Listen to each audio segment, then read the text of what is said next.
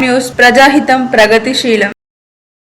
सबको बहुत बहुत धन्यवाद। आज भारत जागृति से बहुत बढ़िया कार्यक्रम हमने लिया है, उसके बारे में बात करने के लिए, आप सबसे मिलने के लिए हमारे इनविटेशन पे इतने सारे लोग, हमारे मीडिया के भाई बहन, आप सबका बहुत बहुत धन्यवाद करती हूँ। वुमेन रिजर्वेशन बिल हमारे देश में इसका चर्चा तो काफी दिनों से हो रहा है, लेकिन after 1996 once it was tabled in Rajya Sabha, it could never pass in Lok Sabha. तब से लेके आज तक 27 years के बाद भी हम अभी सिर्फ चर्चा ही कर रहे हैं। पहले तो 1996 में एक बार राज्यसभा में पास हुआ, फिर वो लैप्स हो गया। 1998, 1999, 2008 रिपीटेडली वुमेन्स रिजर्वेशन बिल को लाने का कोशिश हुआ है, लगातार अलग अलग सरकारों ने किया है। उन सब सरकारों का मैं बहुत बहुत धन्यवाद देती हूँ, specially madam Sonia Gandhi who was very instrumental in bringing the bill in Rajya Sabha. Congress का सरकार आया 2010 में, मैडम सोनिया गांधी के एफर्ट से पास हुआ है बिल राज्यसभा में। तो सिर्फ और सिर्फ महिला की भागीदारी कैसे बढ़ाना है राजनीतिक व्यवस्था में, उसके बारे में सोचिए, क्योंकि हम ग्लोबल इंडिकेटर्स में अगर आप देखेंगे 18 पॉलिटिकल पार्टीज के रिप्रेजेंटेटिव्स इसमें आएंगे, और जिन महिलाओं ने इस बिल को पारित करने के लिए, इस बिल को लाने के लिए हम बोले कि आपको 9 मार्च को आना है। तो हमने कहा हमारा कार्यक्रम है, हम 16 मार्च को आएंगे, ऐसा हमारा रिक्वेस्ट था। लेकिन पता नहीं उनको क्या जल्दबाजी है, पता नहीं ये जो इन्वेस्टिगेशन दिल्ली एक्साइज पॉलिसी को लेके चल रही है, इसमें कौन सी आफत आने वाली है अगर हमें 2 दिन का और समय दे देंगे। उन्होंने कहा नहीं आपको आना ही है। हमने कहा 10 मार्च को हमारा धरना है भाई, तो 11 को आ जाएंगे, तो 11 को बोले। लेकिन इस बीच में जो ईडी का और हमारा कम्युनिकेशन हुआ था, इसका मुझे आप सबसे शेयर करना है। देखिए, जब भी एनफोर्समेंट डायरेक्टरेट और या किसी भी इन्वेस्टिगेटिव एजेंसी एक वुमेन सिटीजन को इंट्रोगेट करना चाहती है, तो एक फंडामेंटल राइट वुमेन का होता है कि वुमेन के घर पे आके इन्वेस्टिगेट करें, और पूरा इसका लॉ में हमें सपोर्ट है वुमेन के लिए। और बहुत सारे कोर्ट केसेस भी हैं जिनमें जजमेंट वुमेन के तरफ आए। तो हमने ईडी को बीच में रिक्वेस्ट किया कि 10 तारीख को बाकायदा, अगर 11 तारीख को आपको इन्वेस्टिगेट करना है हमारे घर पे आइए, अक्यूज किसी के साथ आपको इंट्रोगेट करवाना है तो उनको भी लेके आइए, में बैठ के इन्वेस्टिगेशन कर सकते हैं, क्योंकि लॉ हमें सपोर्ट करती है। उन्होंने कहा नहीं, आपको खुद चल के आना होगा। देखिए, मैं तो पॉलिटिकल लीडर हूँ, लकीली बाय गॉड्स ब्लेसिंग पूरा पार्टी हमारे साथ है, हमारे पास साधन है तो हम पहुंच सकते हैं। लेकिन मैं मीडिया मित्रों से ये पूछना चाहती हूँ, कई आम महिला किसी गांव में है, कुछ इन्वेस्टिगेशन चल रहा है, तो इतना हमने कोविड के दौर में देखा है कि वीडियो कॉन्फ्रेंस से मेडिसिन भी पहुंच सकता है, डायग्नोसिस भी हो सकता है, तो इंटरोगेशन क्यों नहीं हो सकता है वीडियो कॉन्फ्रेंस से। हम ज़रूर इस मुद्दे को टेकअप करेंगे। हिंदुस्तान में एक रेवोल्यूशनरी स्कीम आना चाहिए। व्हेन पुलिस और एनी डायरेक्टरेट और any agency wants to interrogate women, there should be a facility to be done by a video conference. इसके लिए हम आगे भी जाएंगे, सुप्रीम कोर्ट में हर जगह भी जाएंगे। It is not about me, it is for every common woman in this country. I want to take up this issue and we will further take up the issue. Now, when it comes to the original ED summon, we will completely side with them, support with them, because we understand the obligations of the government and the agencies. We will 100% support them. Today the question is, when we look at Telangana data, from last August, in fact from last June, Government of India has constantly been sending its agencies to Telangana. Now question is why? Because Telangana assembly polls are there in this November, December. So the modus operandi of BJP has been कि जहाँ भी election है वहाँ मोदी से पहले ED पहुँच जाता है। तो हमारे तेलंगाना में भी यही हुआ है। तकरीबन सारे बिजनेस हाउसेस पे, एक 500 प्लस बिजनेस हाउसेस पे आईटी रेड होता है, सीबीआई के रेड एक 100 होता है तेलंगाना के राज्य में। ईडी तो कम से कम 200 जगहों पे उन्होंने छापा मारा है, और एनआईए एजेंसी ने 500 to 600 मिनिमम लोगों को बुला के, उनको डरा के, धमका के अलग अलग तरीके का काम वहाँ पे चल रहा है। मैं ये लोगों के सामने, जनता के सामने आज रखना चाहती हूँ, क्योंकि ये मेरे अकेले का मुद्दा नहीं है, हमारे खुद के पार्टी में मिनिमम 15-16 लोगों को, एमएलएस को, एमपीस को, मिनिस्टर्स को टारगेट करके अलग अलग केसेस में बुलाने का काम कर रहे हैं। तो मेरा मोदी जी से, बीजेपी से एक ही विनती है कि आप जनता के पास जाइए। आपने किस तरीके का डेवलपमेंट किया है, तेलंगाना के लिए आपने क्या किया है, देश के लिए आपने क्या किया है, वो बताइए। उनका दिल जीतिए, बाद में इलेक्शन जीतिए। लेकिन हम इलेक्शन हारेंगे या जीतेंगे, एनफोर्समेंट डायरेक्टरेट यूज करेंगे, बैकडोर से गवर्नमेंट में आएंगे, इस तरीके का तो हमने देख लिया है। 9 राज्यों में चला है और तेलंगाना में वो चल नहीं पाया। उन्होंने कोशिश किया है लेकिन हमने चलने नहीं दिया। तो इसीलिए उनका अभी एफर्ट ये है कि किसी भी तरीके से ईडी डाल दो, धमका दो, डरा दो। लेकिन हम भी मोदी जी से और भारतीय जनता पार्टी से और पूरे देश की जनता से बता दें कि हम डरने वालों से नहीं हैं।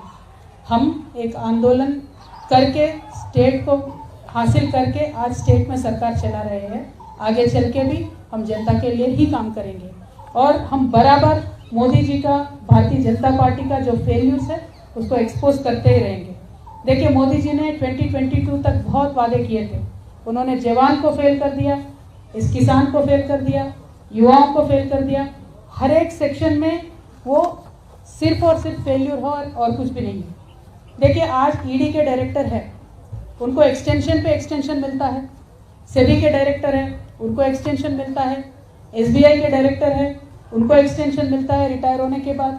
एलआईसी के डायरेक्टर है, उनको एक्सटेंशन मिलता है। क्यों मिल रहा है इनको?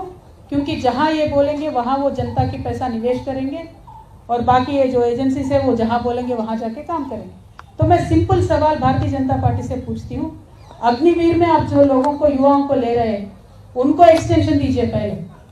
क्यों नहीं मिलेगा उनको एक्सटेंशन? क्यों ले रहे हो आप उनको 4 साल को? 4 साल के लिए उनको क्यों ले रहे हो? 4 साल के लिए आप उनको लोगे, ट्रेनिंग दोगे, बाद में रास्ते पे छोड़ दोगे क्या? या जैसे आपके भारतीय जनता पार्टी के नेता बोलते हैं आपके ऑफिस में चौकीदार की नौकरी पे रखोगे? आर्मी कितना सेंटिमेंटली जुड़ता है देश के साथ, जनता के साथ। पूरा परिवार छोड़ के, जान पे खेल के आर्मी में रिक्रूटमेंट के लिए बच्चे आते हैं। तो मैं आज यहाँ से डिमांड करती हूँ मोदी जी से, आप 4 साल के लिए अग्निवीरों को ले रहे हो, उनका एक्सटेंशन दीजिए, परमानेंट कीजिए। क्योंकि आज भी आर्मी में 3.5 लाख वैकेंसीज है। तो मैं इतना ही पूछना चाहती हूँ मोदी जी से, आपके फेल्यूर्स को छुपाने के लिए आप जिन जिन राज्यों में इलेक्शन चल रहा है उन राज्यों में आप जाके सारे केसेस डाल रहे हो और हम जरूर इनको फेस करेंगे। देखिए, फ्रेंडली उनके जितने भी पॉलिटिकल पार्टीज होते हैं उन पे कोई रेड नहीं होता है। फ्रेंडली उनके जितने भी बिजनेस हाउसेस है उन पे कोई रेड नहीं होता है। उन सबके लिए तो 7 खून माफ हो जाते हैं। अब अदानी जी ले लीजिए, बाकी बहुत लोग हैं, उन पे तो कुछ नहीं होता है। और आज तो इतना चर्चा है पूरे देश भर में कि देश में डबल इंजन सरकार चल रहा है। और ये 2 इंजन कौन है देश में? एक इंजन प्रधानी है, दूसरा इंजन अदानी है। तो ये हालत आज देश में है। तो ये बच्चा जान चुका है, जिस तरीके से मोदी जी अपने आप को क्लीन बताते थे, साफ बताते थे, वो है नहीं। और श्रीलंकन गवर्नमेंट भी यहाँ आके बोल के गया है कि अदानी जी के लिए आप, मोदी जी खुद जाके बोले हैं कि इनको प्रोजेक्ट देना है। तो इस तरीके के सब बात सामने आ रहे हैं। तो ये छुपाने के लिए आप विपक्षों पे ईडी का वार कर रहे हो। वो ठीक है, हम विपक्ष है, जेल लेंगे, हम पॉलिटिशियन हैं, लेकिन जनता पे जो महंगाई का आप वार कर रहे हो ना, वो जरूर आपको आगे इलेक्शन में रिजल्ट दिखाएगा। मोदी जी, आप काम उस पे करिए। मेरा विनंती ये है भारतीय जनता पार्टी से, please work on reducing the prices, please work on giving more subsidies, please work on giving more jobs. What will you get out of torturing people like us? आप करिए, हम बात करेंगे, हम जरूर फेस करेंगे ईडी को। लेकिन आपके बीएल संतोष जी से भी बोलिए, जरा हमारे तेलंगाना में आके सीट के सामने पेश हो जाए, आंसर करे, क्वेश्चन आंसर करे। किस बात की डर है आप? हमने गलती नहीं किया, हम तो आ रहे हैं ईडी में, हम कल भी जाएंगे। आपको जो करना है करिए, जो लीगल कोर्स है, लीगल एक्शन है, हम पूरा आपसे कोऑपरेट करेंगे। लेकिन बीएल संतोष जी क्यों केस पे केस करके, दावे पे दावे करके, स्टे के ऊपर स्टे क्यों लेके आ रहे हैं? इस बात को जरा जनता गौर करके सोचे। मेरी जनता से एक ही रिक्वेस्ट है, जिस देश में गांधी जी पैदा हुए हैं उस देश में आज झूठ का राज चल रहा है। झूठ पे झूठ, झूठ पे झूठ, झूठ पे झूठ हमें बोला जा रहा है। जीडीपी के बारे में झूठ बोलते हैं, डेवलपमेंट के बारे में झूठ बोलते हैं, पार्लियामेंट के हाउस में खड़ा होकर प्रधानमंत्री झूठ बोलते हैं। क्या ये पॉलिटिक्स है? ऐसा पॉलिटिक्स चाहिए? पावर चाहिए तो जनता के पास जाओ भाई, जीतो उनका दिल। ये किस तरीके का पॉलिटिक्स है? हमें सहनशीलता का भी हद होती है। मैं भारत की जनता से इतना ही बोलना चाहती हूँ कि वन नेशन वन फ्रंट का सरकार को आप मौका मत दीजिए। जो विपक्ष है उनके बात रखना चाहते हैं, ज़रा उनको मौका दीजिए। मुझे एक बहुत इंटरेस्टिंग किस्सा याद आ रहा है। महाभारत का युद्ध चल रहा होता है, दुर्योधन जा रहे होते हैं युद्ध में, तो अपने माता जी गांधारी के पास आते हैं और पूछते हैं, माता जी मैं तो संग्राम में जा रहा हूँ, मुझे आशीर्वाद दे दो। तो माता जी गांधारी बहुत एक अच्छी लेडी है, स्ट्रॉन्ग कैरेक्टर वाली लेडी है। तो दुर्योधन को जानती है दुर्योधन के तरफ गलत है, तो वो आशीर्वाद कैसे दे दे विजय होने की। तो वो एक आशीर्वाद ऐसा देती है, गांधारी माता बोलती है, ये तो धर्मः ततो जयः, यानी धर्म जिस तरह है उसका जय हो। आज मैं भी वही बोलती हूँ, धर्म जिस तरफ है उसका ही विजय हो। देखिए, जेल में रखने से कृष्ण भगवान का पैदा होने से किसी ने रोक नहीं पाया। अज्ञातवास में रह के अर्जुन का तो शूरता कभी कम नहीं हुआ। वनवास में जाने के बाद भगवान श्री राम और भी स्ट्रांग हो गए, लोक कल्याण के लिए ही काम कर रहे थे। तो जब जब इस दुनिया में किसी को लगता है कि हम भगवान से पावरफुल है, हम इंसान नहीं हैं, हम सब कुछ कंट्रोल कर सकते हैं, सारे एजेंसीज को कंट्रोल कर सकते हैं, तब एक प्रिंसिपल ऑफ नेचुरल जस्टिस करके कुछ रहता है, प्राकृतिक न्याय, ज़रूर वो आगे आएगा। कल को बीजेपी के सरकार जिस तरह से तानाशाही कर रही है इस देश के साथ, पक्का वो न्याय आगे आएगा। तो मैं आज भी वही बोलती हूँ, हम ईडी में जाएंगे, वो आप जहाँ जहाँ बुलाएंगे वहाँ जाएंगे, क्योंकि हम मानते हैं कि हमारे साथ सत्य है, न्याय है। तो ये तो धर्मः ततो जयः, हमारे साथ भगवान है। Thank you so much. जय तेलंगाना, जय भारत।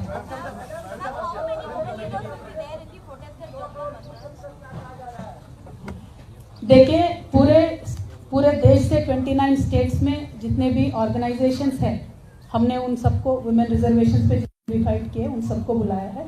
लकीली उन सब ने एक्सेप्ट भी किया है। तो at least 500 to 600 people will sit on the hunger strike, but the attendance will be much more. More than 6,000 people have confirmed that they will join us. More than 18 parties have confirmed that they will join in the protest. Congress president Sonia Gandhi जिनका आपने जिक्र किया आपने press conference में, क्या उनको आपने बुलाया है और क्या वो आएंगी? मैम, सोनिया जी बहुत बड़े लीडर है। मैं तो छोटी MLC हूँ, first time MP, second time MLC। Bharat जागृति जो हमारा NGO है, उसके तरफ से जो हम एजिटेशन ये कर रहे हैं महिला आरक्षण के लिए, हमने सारे पार्टी से रिक्वेस्ट किया है कि आप अपने रिप्रेजेंटेटिव भेज दीजिए। हमने मल्लिकार्जुन खड़गे सर से, KC वेणुगोपाल सर से हमने रिक्वेस्ट किया है। तो कांग्रेस से वो अपने जो भी रिप्रेजेंटेटिव भेजेंगे वो आएंगे, मुझे नहीं पता कौन आएंगे। क्या आप अभिषेक और अरुण पिल्लई को जानती हैं, क्योंकि इनकी शायद ईडी को लेकर के आपसे सवाल करने वाली है, उनसे आमना सामना होगा? आपको ईडी का बहुत जानकारी है भाई, अंदर से कोई इन्फॉर्मेशन आ रहा है क्या? ईडी जो भी पूछेंगे हम उनका जवाब दे देंगे, आप टेंशन मत लीजिए। कविता जी, आप महिला आरक्षण के बहाने तमाम पार्टियों को जुटा रही हैं। कांग्रेस कहती है कि BRS की टीम है, आपको टीम कहती है आपकी पार्टी को, और आप बीजेपी पर हमला करते हैं। थोड़ा सा क्लियर कर दीजिए, क्या है सच्चाई? देखिए, एक तो बात यह है कि जब भी कोई आवाज उठाता है किसी सत्ता पक्ष के खिलाफ, तो बाकी विपक्ष लोगों को लगता है कि आवाज उठाने का हक सिर्फ हमें है, बाकियों को करना चाहिए। तो कांग्रेस पार्टी का ये आदत है, कोई भी आवाज उठाता है बीजेपी के खिलाफ तो मीडिया भी बोलते हैं ये B टीम है, C टीम है। लेकिन आज कांग्रेस की हालत अगर आप देखेंगे तो पूरे देश में सिर्फ और सिर्फ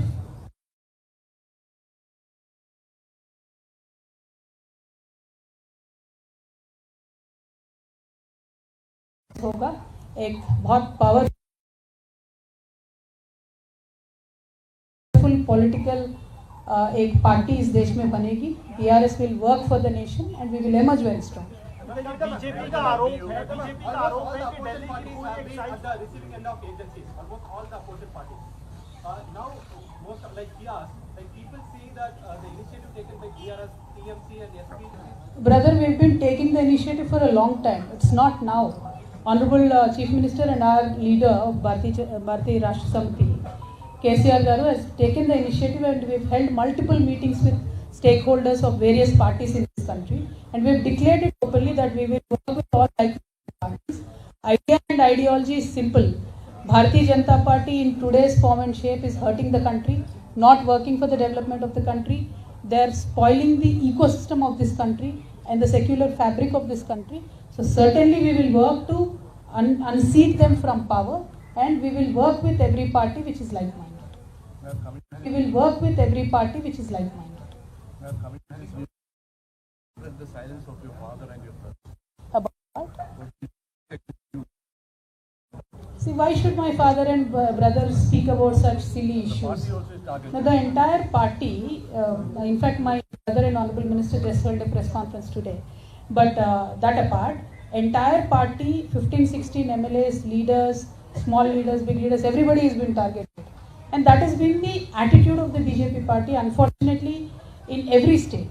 So if we speak about it and make a big issue out of it, tomorrow my dear friends in the press, they'll write कि ये डर गए, ये बात कर रहे हैं सिर्फ ईडी के बारे में. But I really want to request through you to the people. See, today we put up a protest for Mahila bill. They'll call me to ED. So every paper is writing only about Kavita attending ED, but not Kavita doing dharna for a women bill. So tomorrow they'll increase the price of the cylinder, but then they'll call some other leader to ED. So cylinder hike price will not be there, issue will not be there. Some other leader going to the ED will be there. Some Adani issue comes, they'll call some other neta to ED. So the diversion tactics of Bharatiya Janata Party is what needs to be exposed today by all the political parties, and that is what today TRS is trying to do. See, I could have attended ED today and I could have cancelled the dharna tomorrow. Why am I not doing that? Because I want to prove a point that your diversion tactics will not work anymore. We will make sure that people will know about the issues, understand about the issues, and important issues of the country need to be highlighted. So we will work for that. That is our fight. You're alleging about the South Cartel group. They are continuously alleging there's a South Cartel link. You know, there are 3 people and you are major part of it. The bribery which was given and the entire legal game. See, all I am trying to tell you is this. Bharatiya Janata Party and its leaders will set up a narrative. Then they'll look for characters. Okay? So that has been the agenda, that has been the strategy from day one. Not only me, every politician, every political party or every business house which does not subscribe to their ideology, that is what they have done. They'll come up with their own narrative. They'll try to fix me up in one or the other roles. And they are calling me various names. Let them call. Let the people decide. We will cooperate with them. You make a larger alliance between opposition parties. Where does the Congress party stand in that alliance? Do you think that if required, you will, speak with them or they'll approach you? देखिए, कांग्रेस कहाँ पे खड़ी है वो तो कांग्रेस से ही पूछना पड़ेगा, वो मुझे नहीं मालूम. लेकिन हम जहाँ पे खड़े हैं, हम जहाँ से अलग देख रहे हैं, हम समझते हैं कि सारे ऑपोजिशन को एक साथ आना चाहिए. उसमें कोई दो राय नहीं है. अब कांग्रेस की जिम्मेदारी देश के प्रति क्या है वो कांग्रेस डिसाइड कर ले. कांग्रेस को अगर आज भी लगता है कि उनके बगैर कुछ नहीं हो सकता है तो वो एक बार फैक्ट चेक कर ले. क्योंकि 4000 एमएलएस में से आज कांग्रेस के पास सिर्फ 600 एमएलएस है. What is that number? Where is their number? Today in Tamil Nadu they are in a गठबंधन सरकार, but they have only 17 MLAs. In Bihar they have in गठबंधन सरकार. How many MLAs do they have? In Bengal मुश्किल से अभी by election में entry हुआ है, 1 MLA है कांग्रेस का. See, the point is for me to not gun down the opposition. Point is we should get united. But then who should make that effort? Why should the burden be only on the other parties? Why should the burden be only on BRS? Yes, BRS's stated stand is that we will work for it. We are working for it. That is why we recently held a rally in Khammam where many CMs came. We are going to hold another rally in April where again various other leaders will come. Our efforts are on. So our efforts are on, but what about Congress's sincerity, Congress's efforts, and when will they shed their arrogance and come to reality? They will have to decide. I can't comment. Ma'am, Congress अगर approach करती है तो आप election open है उसके लिए सरकार कहना आता है तो आपका स्टैंड क्या होगा? देखिए, मैं क्या बोलती हूँ, किसी भी तरीके से कुछ भी तरकीब किया जा सकता है. अगर महिला आरक्षण की बिल की बात हो, टेबल किया जाए तो रातों रात हमारे यहाँ इतने सारे साइंटिस्ट हैं, इतने सारे सोशल साइंटिस्ट हैं who can give us multiple solutions. लेकिन उस बहाने बिल को ना रोके. बस हमारा वही बात है. हमारे लीडर, बीआरएस के लीडर केसीआर साहब ने भी ये ऑल्टरनेटिव दिया है कि अगर आपको लगता है महिला आरक्षण 33% देने से किसी का नुकसान हो रहा है तो सीटें बढ़ा दिए जा सकते हैं. बाद में भी 1/3 रिजर्व कर सकते हैं सीट्स. उसमें कोई दो राय नहीं है. There are multiple issues like quota within quota. Some parties have that objection. We do not have objection for that. In fact we are saying OBC का जनगणना होना चाहिए, ओबीसी का रिजर्वेशन हर एक उनको हक से मिलनी चाहिए। और इस देश का ऐसा हालत है सर कि कभी भी 150 ईयर्स में सेंसस नहीं रुका था, लेकिन मोदी सरकार आने के बाद आज तक नॉर्मल जनगणना भी नहीं हुआ, ओबीसी का छोड़िए। There is no census in this country done from last 10 years. And what development are we talking about? How are we going to talk about China? How are we going to compete with them? So to introduce women's bill, these issues or these concerns should not be the stumbling block. Let the bill come, let us all sit together and find a solution. That is our demand. Congress अगर approach करती है तो क्या प्रधानमंत्री के मुकाबले चेहरा होना चाहिए विपक्ष का? राहुल गांधी को क्या प्रधानमंत्री के खिलाफ 2024 में चेहरा होना चाहिए? Same question. मैम कांग्रेस अगर अप्रोच करती है जैसा कांग्रेस अनटचेबल रहेगी? देखिए, कोई अनटचेबल नहीं होता है कभी भी पॉलिटिक्स में, बट उनका रवैया क्या है, उनका देश के प्रति सिंसियरिटी क्या है, इलेक्शन के प्रति क्या उनका राय है, कैसा उनका एजेंडा है पीपल के लिए, वो इम्पॉर्टेंट है। हमारे लिए people's agenda is primary. Whoever becomes the prime ministerial candidate is irrelevant. People's agenda is simple.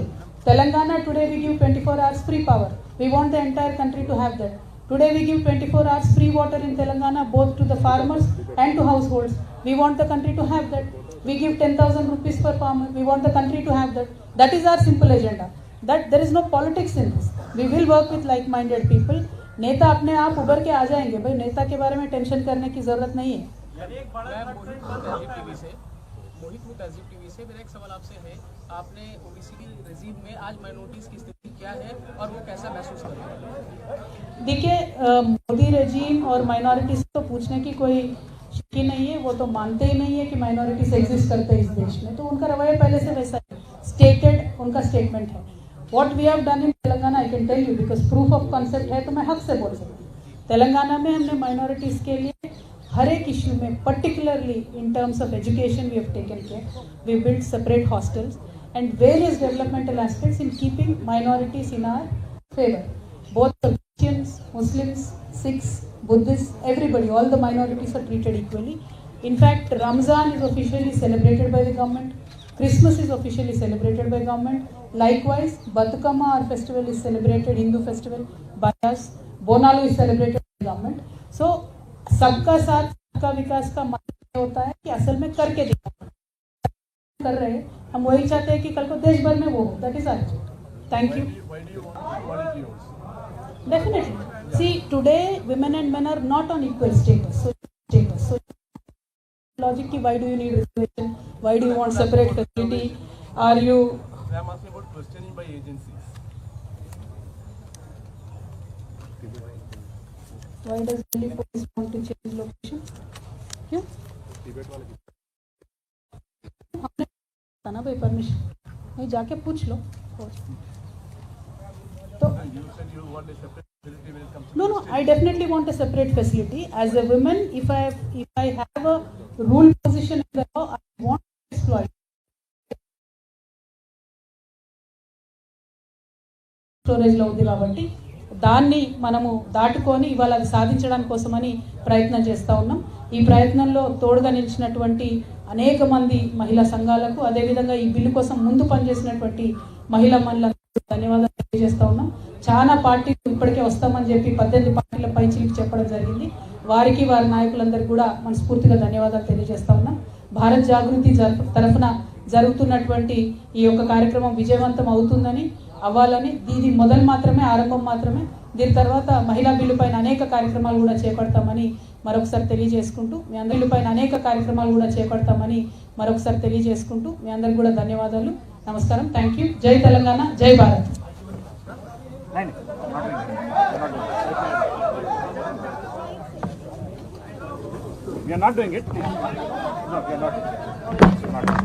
బీపీ9 times news ఛానల్ను సబ్స్క్రైబ్ చేసుకొని పక్కనున్న గంట బెల్ను క్లిక్ చేయండి.